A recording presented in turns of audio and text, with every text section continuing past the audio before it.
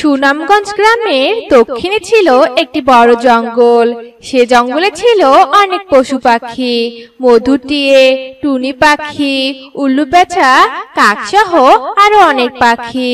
সে বনে টুনি পাখি ছিল 4টি নাদুস নুদুস ছানা। একদিন শালিক আসে টুনি ছানাদের দেখতে। কিরে টুনি, তোর ছানাদের নিয়ে ভালোই খুশিতে আছিস তাই না? হ্যাঁ শালিক বোন, ছানাদের নিয়ে বেশ ভালোই আছি, কিন্তু ছানারা যা দুষ্টু হয়েছে ওদের সামলাতে অনেক কষ্ট হয়ে যায় রে বোন। ভালোই হয়েছে, তবে ছানাদের দেখে রাখিস কেমন। আর একবার তো ঈগল তোর সব ছানাদের খেয়ে ফেলেছিল, এবার তো ছানাদের সাবধানে রাখবি কিন্তু। তবে এবার আমি চললাম রে। এ কথা বলে শালিক ওর বাসা থেকে চলে যায়, আর টুনি ওদের মেয়েদের বলে, ছানারা, এবার তোদের জন্য আমি খাবার খুঁজতে যাচ্ছি। তোরা বাসাতে চুপটি করে থাকবি, কিন্তু একদম দুষ্টুমি করবি না বলে দিলাম। দুষ্টুমি করলে ঈগল তোদের ধরে নিয়ে যাবে কিন্তু। তারপর টুনি দানা খুঁজতে চলে যায়, আর ছানারা বাসাতে থাকে। 4 ছানার মধ্যে একটা ছানা ঘুমিয়ে পড়ে। কি রে, তুই ঘুমাচ্ছিস কেন? উঠে পড়। জেগেই বা কি করি, আমাকে একটু ঘুমাতে দে। তুই ঘুম থেকে উঠে পড় তো। চল এখন আমরা ছন্দ বলি। আমরা 4 ছানা থাকছি আম গাছে, নেই তো কেউ কথা বলার, তাই তো ভাই থাকছি মনে। চি চি চাচা, চি চি চাচা। টুনির বাড়ির পাশেই থাকতো একটি খারাপ ঈগলের আত্মা। ঈগল অনেক আগে ওর পাপের শাস্তি পেয়ে মরে গেছে। এরপর থেকে ঈগলের আত্মা ভূত হয়ে টুনির বাসার পাশে বাসা বানায়। টুনির ছানার এমন চেঁচামেচিতে ঈগল অনেক বিরক্ত হয়ে যেত। উফ, এই দুষ্ট টুনি ছানারা তো চেঁচামেচি করে আমার মাথাটা শেষ করে দিবে। ইচ্ছে করছে এক্ষুনি ওদের ঘাটটা মটকে খেয়ে ফেলি। এদিকে টুনি ওর ছানাদের জন্য খাবার নিয়ে আসে। আহারে, আমার মেয়েদের বুঝি খুব খিদে পেয়েছে। এই নে, আমি তোদের জন্য খাবার নিয়ে এসেছি, এগুলো এখন খেয়ে নে তো। মা দানা নিয়ে আসার কারণে ছানারা চুপ করে খুশি মনে দানা খেতে থাকে। ছানারা চুপ করার কারণে ঈগল বলে, যাই হোক, বজ্জাত ছানারা অবশেষে চুপ করলো, আর আমার এখন কি যে শান্তি লাগছে। এই দুষ্ট টুনির 4টি ছানাকে তো আমাকে খেতেই হবে, কিন্তু এখন না, আরো 2-3 দিন পর। এখন বরং আমি অন্য কোথাও থেকে শিকার ধরে নিয়ে আসি। ঈগলটি অনেক দুষ্ট ছিল, সব সময় বনে পাখি ছানাদের ধরে খেত, কিন্তু কেউ কখনো দুষ্টু ঈগলের আত্মাকে ধরতে পেত না। এভাবেই 2 দিন কেটে যায়। একদিন টুনি আবার ওর ছানাদের রেখে দানা খুঁজতে যায়। তখন ছানারা আবার চেঁচামেচি শুরু করে দেয়। দিদি চল, মা তো চলে গেল, আমরা 4 জনে মিলে মজা করে চেঁচামেচি শুরু করে দেই। চল চল। আমরা 4 বোন থাকি আনমনে, পেয়েছে খুব খিদে, তাই চেঁচামেচি করছি 4 বোনে। মা আসবে এখনই, খাবার খাবো তখনই, চি চি চাচা, চি চি চাচা। টুনির ছানার চিৎকার চেঁচামেচিতে সেই ঈগলের আবার ঘুম ভেঙে যায়, আর ঈগল বলে, এই দুষ্ট ছানারা আজকে আবার চেঁচামেচি করছে, দাঁড়া, আজ রাতে ওদের উচিত শিক্ষা দেব। এইদিকে টুনি তাড়াতাড়ি করে খাবার খুঁজে নিয়ে আসে, আর এসে দেখে ও ছানারা এভাবে চিৎকার চেঁচামেচি করছে। কি ব্যাপার আমার মেয়েরা, তোরা এভাবে চিৎকার চেঁচামেচি করছিস কেন? তারা খুঁজতে গিয়ে শুনে এলাম বনে নাকি এক ঈগলের আত্মা দেখা দিয়েছে। সেই ঈগল নাকি রোজ পাখিদের ছানা শিকার করে খায়। আমার কিন্তু তোদের নিয়ে খুব চিন্তা হচ্ছে। মা, তোরা আমার অনেক আদরের মেয়ে, তাই আমি যখন বাড়িতে থাকবো না, দয়া করে তোরা চিৎকার চেঁচামেচি করবি না, কেমন? কেন মা, কেন ওই ঈগল দুষ্টু কেন আমাদের খেয়ে ফেলবে? ওই দুষ্টু ঈগল মায়েদের কোল খালি করে যে শান্তি পায় রে মা। তোরা এখন কথা না বলে খেয়ে ঘুমিয়ে পড়তো। তারপর সব ছানারা খাবার খেয়ে ঘুমিয়ে পড়ে।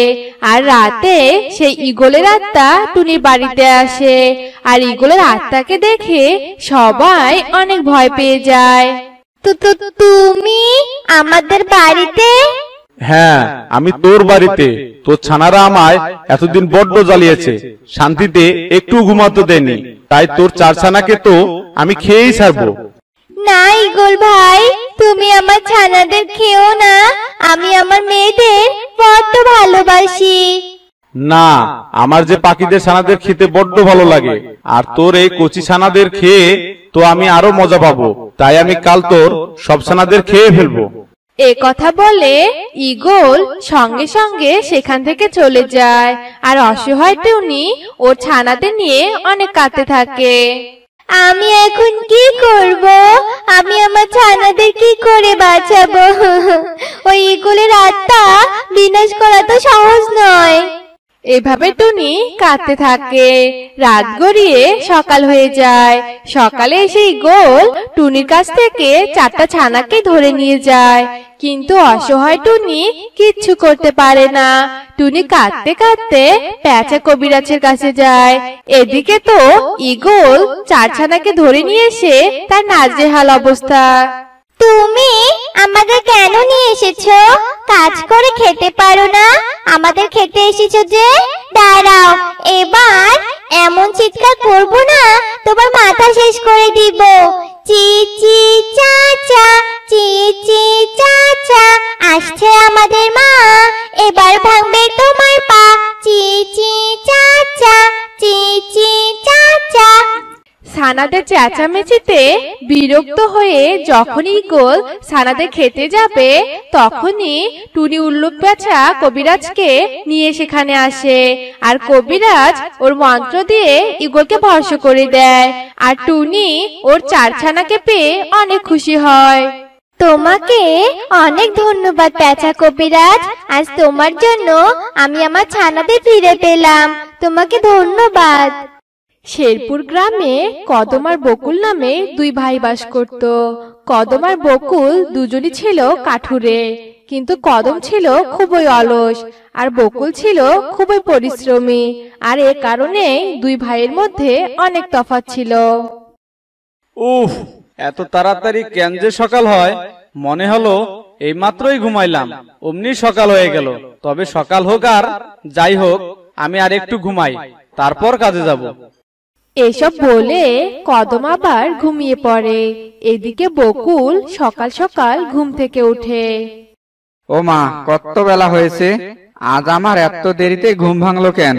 আজ আমার কাজে যেতে নিশ্চয়ই দেরি হয়ে যাবে। কিন্তু দাদার কি এখনো ঘুম ভেঙেছে? আর উঠলেই বা কি করবে দাদা? দাদা তো এমনি দেরি করেই ওঠে। যাকগে, আমি এখন আমার ঘরের কাজগুলো শেষ করি, তারপর তো আবার কাজে যেতে হবে। এরপর বকুল ঘরের কাজগুলো করতে থাকে। আর ঘরের সব কাজ করে বকুল কাঠ কাটার জন্য জঙ্গলের দিকে যেতে থাকে। এদিকে কদমেরও ঘুম ভেঙে যায়। যাক, একটু ঘুমিয়ে ভালো লাগছে। যাই দেখি ভাই কিছু রান্না করছে কিনা। রান্না করা থাকলে একটু খেয়ে নিয়ে কাঠ কাটতে যাব। ভাই নিশ্চয়ই কাঠ কাটতে চলে গেছে। ও তো আবার একটু তাড়াতাড়ি ঘুম থেকে ওঠে। আমি আসলে বুঝি না, সারাদিন ভাই এত খাটাখাটি করেও কিভাবে এত তাড়াতাড়ি ঘুম থেকে জেগে ওঠে, আবার নিজেও কাজে যায়। যাক, এত ভেবে কাজ নেই, বেশ ক্ষুধা লেগেছে। এরপর কদম রান্নাঘরে যায় আর রান্নাঘর থেকে খাবার বেড়ে নিয়ে খাবার খেয়ে কাজের উদ্দেশ্যে রওনা দেয়। কাঠ কাটতে কাটতে বড্ড ক্লান্ত হয়ে গেলাম, গলাটা শুকিয়ে গেল। যাই, নদীতে গিয়ে পানি খেয়ে গলাটা ভিজিয়ে নেই। এ কথা বলে বকুল নদীর ধারে যায় আর নদীর ধারে কুড়ালটা রেখে নদী থেকে পানি খেতে থাকে। আর পানি খাওয়া শেষ করে বকুল যেই না কুড়ালটা হাতে নিতে ধরেছে, অমনি কুড়ালটা হাত ফসকে নদীতে পড়ে যায়। হায় হায়, আমার কুড়ালটা পানিতে পড়ে গেল। এবার আমি কুড়াল ছাড়া কাঠ কাটবো কি করে? হে আল্লাহ, এ কি হয়ে গেল? এসব বলে বকুল কান্না করতে থাকে। আর বকুলের এমন কান্না শুনে নদী থেকে এক জলপরি ভেসে ওঠে আর বকুলকে বলে, বৎস, কি হয়েছে তোর? তুই এভাবে কাঁদছিস কেন? তুই কি কোনো বিপদে পড়েছিস? হ্যাঁ পরি, আমার অনেক বড় বিপদ হয়েছে। আমার কুড়ালটা এই নদীর পানিতে পড়ে গেছে। এখন আমি কুড়াল ছাড়া কাঠ কাটবো কি করে? আর কাঠ না কাটলে আমার সংসার চলবে কি করে? ও, এই কথা বলছ? তবে তুই কোনো চিন্তা করিস না, আমি এক্ষুনি তোর কুড়ালটা নিয়ে আসছি। এ কথা বলে জলপরি পানিতে ডুবে যায়। আর কিছুক্ষণ পর একটা সোনার কোরাল নিয়ে ভেসে ওঠে আর বকুলকে বলে, বাছা, ভালো করে দেখ তো, এটা কি তোর কুড়াল? আমি পানির নিচ থেকে এই কুড়ালটা নিয়ে এসেছি। না না পরি, এটা আমার কুড়াল নয়। এটা তো মনে হচ্ছে সোনার কুড়াল। এটা কিছুতেই আমার কুড়াল হতে পারে না। ও, এটা তোর কুড়াল নয় বৎস? তবে দাঁড়া, আমি তোর কুড়াল নিয়ে আসছি। এ কথা বলে জলপরি আবার পানির নিচে যায় আর একটা রূপার কুড়াল নিয়ে ভেসে ওঠে আর বকুলকে বলে, ওটা তো সোনার কুড়াল ছিল, তাই বলেছিস ওটা তোর কুড়াল নয়। তবে কি এটা তোর কুড়াল বৎস? না না জলপরি, এটাও আমার কুড়াল নয়। এটা তো একটা রূপার কুড়াল, কিন্তু এটা কি করে আমার কুড়াল হতে পারে? ও, তবে বৎস এটাও তোর কুড়াল নয়? তোর কুড়াল লোহা দিয়ে তৈরি। তবে আমি এক্ষুনি তোর কুড়াল নিয়ে আসছি বৎস। এ কথা বলে জলপরি আবার নদীর পানিতে ডুবে যায় আর একটা লোহার কুড়াল নিয়ে ভেসে ওঠে। আর জলপরীকে লোহার কুড়াল নিয়ে ভেসে উঠতে দেখে বকুল উদ্বেগ স্বরে বলে, এই তো, এটাই তো আমার কুড়াল। হ্যাঁ পরি, এটাই আমার কুড়াল। দিয়ে দাও, দিয়ে দিন আমার কুড়ালটা। নিশ্চয় দিব বৎস। তবে বৎস, সাথে সোনার কুড়াল আর রূপার কুড়ালটাও দিব, কারণ তো সততা দেখে আমি মুগ্ধ হয়ে গেছি রে। এরপর জলপরি জাদু করে সোনার কুড়াল আর রূপার কুড়াল নিয়ে আসে আর সোনার রূপা লোহার 3টা কুড়াল বকুলকে দেয়। এদিকে কদম কাঠ কাটতে জঙ্গলে আসে আর আড়াল থেকে কদম সমস্ত ঘটনা দেখছিল।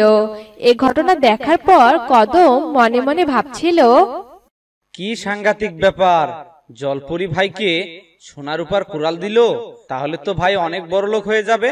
না, যে করে হোক না কেন আমাকেও জলপরির কাছ থেকে সোনা রূপার কুড়াল নিতে হবে। এরপর বকুল নদীর পাড় থেকে চলে যায় আর জলপরিও ডুবে যায়। তারপর কদম সেই নদীর ধারে যায় আর ইচ্ছে করেই কদম তার কুড়ালটা পানিতে ফেলাই দেয় আর ঢং করে কাঁদতে শুরু করে। আর কদমের কথা শুনে জলপরি আবারও ভেসে ওঠে। বকুলের মতো একই প্রশ্ন কদমকেও করে আর কদম বানিয়ে বানিয়ে জলপরিকে অনেক মিথ্যে কথা বলে।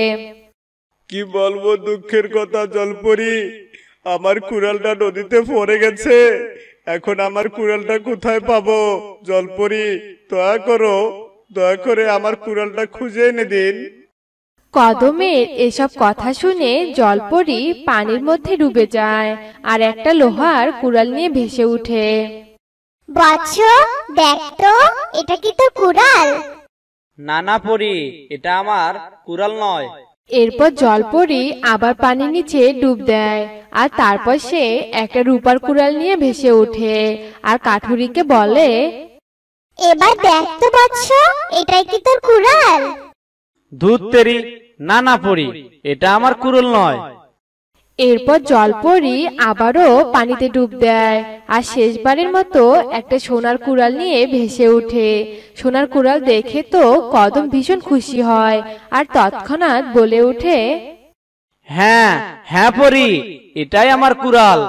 দয়া করে আমার কুড়াল আমাকে ফিরিয়ে দিন। শয়তান লোভী কাঠুরি, লোভে পড়ে তুই এত অন্ধ হয়ে গেছিস যে নিজে কুড়ালটাও চিনতে পারছিস না। আরে, এটা তো একটা সোনার কুড়াল। এই সোনার কুড়াল দিয়ে তো গাছ কাটা অসম্ভব, আর তুই আমাকে মিথ্যে কথা বলছিস। এসব কথা বলে জলপরি আবারও নদীতে ডুব দেয় আর কদম সেখানে বসে বসে কাঁদতে থাকে। হায় হায় রে, এ কি আমি করলাম! পোড়া কপাল আমার! অতিরিক্ত লোভের কারণে সোনার উপর কুড়ালটাও হারালাম। সাথে আমার নিজের কুড়ালটাও। লোকে ঠিকই বলে, লোভে পাপ, পাপে বিনাশ। এদিকে কদম যখন তার লোভের কারণে কুড়াল হারিয়ে কাঁদছিল, অন্যদিকে বকুল তার সততার পুরস্কার নিয়ে সুখেই তার দিন কাটাচ্ছিল।